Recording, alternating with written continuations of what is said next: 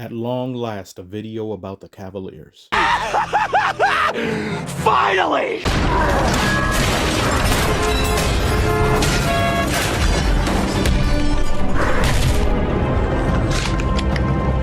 that all you've got? We have ourselves a series, ladies and gentlemen. You know what really grinds my gears? Why do people insist on leaving with minutes still left in the game? You pay sometimes a few $100s a seat and you're leaving with a minute 30 left in this economy? Mind you, stars will still be out there on the court and people still insist on leaving. Y'all better not be doing that that's watching this. Especially to you people that get up in the middle of a movie to go to the bathroom. You should have emptied your bladder before your butt hit the seat. What you doing? Or even worse, you people that get up to go to the concession stand. Tie ball game, huh? Man, this competition has got me quite famished. Let me go to the bank and open up a loan so I can buy a hot dog. Sit the hell down! I used to be a supervisor at a movie theater, so this irks me. I'd be out there, somebody asks, where's the bathroom? You get up in the middle of Infinity War only to go back to your seat and all the Avengers are dead. How do you live with yourself? And that, people, is what grinds my gears. Cavaliers sure got their gears grinded for game one. You know, with the speed at which they swept Miami, because that wasn't just your run-of-the-mill sweep. Flash himself was doing the spring cleaning. Because for the entirety of that series, the Cavs never trailed the Heat after the first quarter. Thunder, and especially the Cavs, made such quick work of their first-round opponents that I damn near forgot they were even still in the playoffs. But that much downtime can also be a double-edged sword. Once play resumes, teams can be a little bit out of it. They could be disconnected. They could be so damn, how the hell he make that? Anyway, they can go so long without being locked in that they lock themselves out. However, I can't fully extend the same courtesy to the Cavaliers for this game because they showcased why they are the number one seed in the East numerous periods throughout this game, and the Pacers were straight up leaving them on red. They said, yeah, I see what you're doing, but it doesn't bother me any. They tanked so many gut punches the Cavaliers delivered them, it felt like it would just get out of hand. It felt like it should have stayed out of hand, but the Pacers never allowed themselves to get discouraged. They would respond right back almost immediately. They were going run for run with the Cavaliers, and that's due in large part to their 30 assists on 44 made baskets. And that's not even the most jarring stat to me. Pacers scored 38 points in the paint to the Cavaliers 70. But the Cavs had no choice but to accumulate that many paint points because of how well the Pacers were guarding them from three-point range. Only 8 made threes out of 38 attempts. And I believe the Cavaliers were one, if not number 2, on three-point percentage as a team coming into these playoffs. Getting back to those 30 Pacers assists. This was a pristine team game. Nembhard and Halliburton from tip-off were on crack. Especially Nembhard from three-point range. He only missed one shot. He was 5 of 6. Now add in Halliburton's 13 assists and how he distributes the ball. He's one of the best facilitators in the NBA, at least in my opinion. And I never quite got exactly how some people will call him overrated, because he kind of plays more like a traditional point as opposed to the shooting guards that masquerade as point guards now. But then again, this wasn't just fans saying this. He was voted as the most overrated by NBA players, so I don't know. By the way, that sound you just heard, that was my arm cracking. Maybe now I'm finally beginning to understand Anthony Davis. I forgot the Cavs are 1-4 against the Pacers in the regular season. Unfortunately, that didn't mean anything for the Pistons when it came to New York because we beat them 3 times out of 4, but whatever. Adjustments to be made next game for the Cavaliers begin immediately with the shooting. The shooting has to get far better, especially from Donovan Mitchell. He was 1 of 11 from three-point range. That upsets my stomach just saying that. At least he wasn't Anthony Edwards in that Lakers game where he was 0 for 11. Cavs were missing Darius Garland though. I don't know when he's due back, but from when I last saw, Cavaliers are significantly concerned about his injury being his toe. He sprained it. I do hope he gets back. I certainly don't want a series that has this much potential already just in game 1 to have somewhat of an asterisk already. Though his absence is no excuse for how the Cavs were playing this game. They gave up a season high in points. This is not the place to do that. The playoffs of all places, and you allow an AFK stat line like that to take place? Also, I've been seeing this a lot lately, a lot. Every time I see this happens, it ends the exact same way. Just keep your feet planted or just run over there. That never makes any difference. You just give them all the time in the world to get their feet set and make the shot. When it comes to Donovan Mitchell, I believe he's never been given his proper due for how he's played the game of basketball. I think he's one of the most slept on players in the NBA. And I believe he's a big part in establishing the newfound culture the Cavs now have post LeBron. The Cavaliers in general doing what they've done this past regular season, not even too long removed from LeBron leaving the team and everyone's just looking at them as a crater that's never going to be filled for possibly a decade or more. Damn! Jared Allen dunked so hard he dunked on himself. How did I forget he did that? His dunk gave me brain damage or something. I don't know. But I believe they'll turn it around next game. They'll make the adjustments needed. And the Pacers, they've performed beautifully. They've dictated the tone of this series now. Nobody had them winning game one. Nobody really had them winning any game this series, which I find hilarious because they just got through beating the Bucks with Giannis, and Giannis is a perennial MVP type player. You have to be a pretty good damn team to be able to weather a storm dished by a player of that magnitude. So we as a collective need to start paying more attention to the Pacers, and this goes doubly for the Cavs. Meanwhile, after review, we have a dead ball. We have a defensive foul on Van Vliet and a dead ball technical foul on Draymond. Why?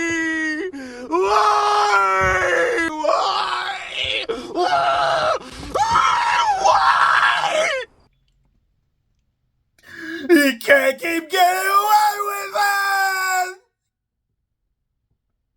He can't keep getting away with it!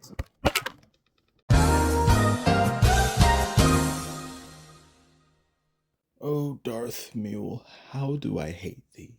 Let me count the ways. 1 1,000, 2 1,000, 3 1,000, 4 1,000, 5 1,000, 6 1,000! 7 1,000, 8 1,000, 9 10,000! It's over 9,000! What, 9,000?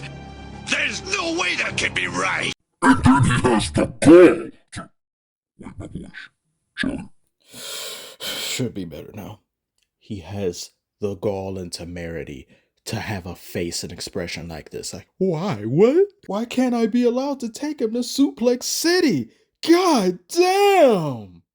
In nearly every game this series, he should have been thrown out. He has a compilation of flagrants just from this series alone. And he's been putting up Wilt Chamberlain numbers in the foul-alytics. He got a technical foul, a flagrant foul, a shooting foul, loose ball foul, personal foul. The only 3 fouls he didn't get this series was an intentional foul, a take foul, and a double foul. But he's done double already.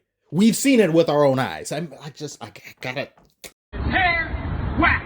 His gear, whack. His jewelry, whack. His footsteps, whack. The way that he talks, whack. Warriors fans, heed my words when I say this. I want the Warriors to crash and burn in the worst of ways only because this man is on your team. Nothing else. I've got nothing against Curry.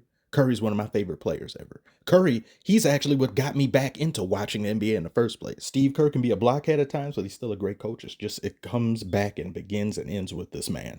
That walking calamity you have on your roster. He is going to bring about the mule apocalypse. I hope someone tries to defend his antics and see nothing wrong with them. I'll send a mule sympathizer straight to Jehovah. Look at Buddy Hield. That's Draymond he's writing. He had a phenomenal game, by the way. He achieved his playoff career high in the first half. He and every other Warrior took advantage of just how much the Rockets were focused in on Curry and how they've basically been focused in on Curry. The only difference with this game and every other game this series is that Curry was not the integral piece of offensive merchandise. He didn't even score until the end of the second quarter. Had they lost this game, it would have been very embarrassing for him. I get how well they're guarding him. They're guarding him unlike any player I've ever seen be guarded before in NBA history. Nobody gets guarded like Steph Curry gets guarded.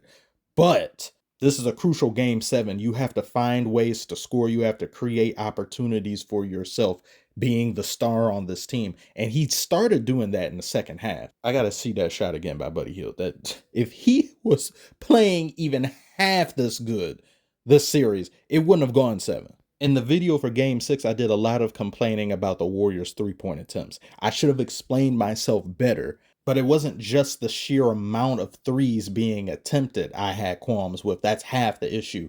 It was the type of threes they were doing. 14 seconds on the shot clock, side to jack something up, waste of possession, allowing the Rockets to go on these long-winded runs, and you decide to respond with jacked up three-point attempts.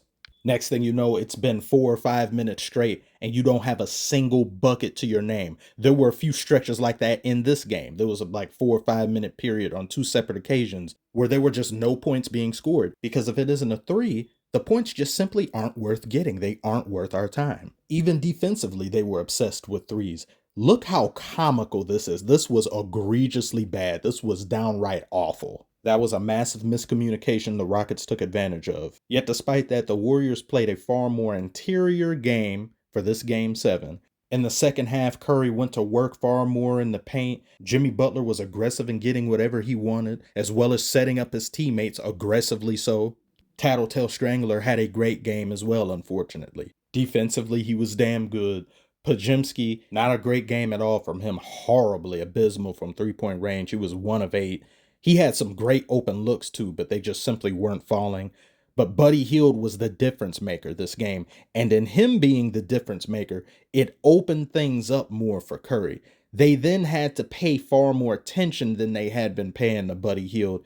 And once they start doing that, then Curry started going off. And he got this three that was, it was just like, what the hell are you supposed to do to guard him? You could play the best defense in the world on him, and when he's hot, it just doesn't matter. It only took Curry making one of those for Ime Udoka to call a timeout. He was like, nope, none of that. Amin got some sort of injury with his calf, and after that calf injury, he just wasn't the same defensively against Curry.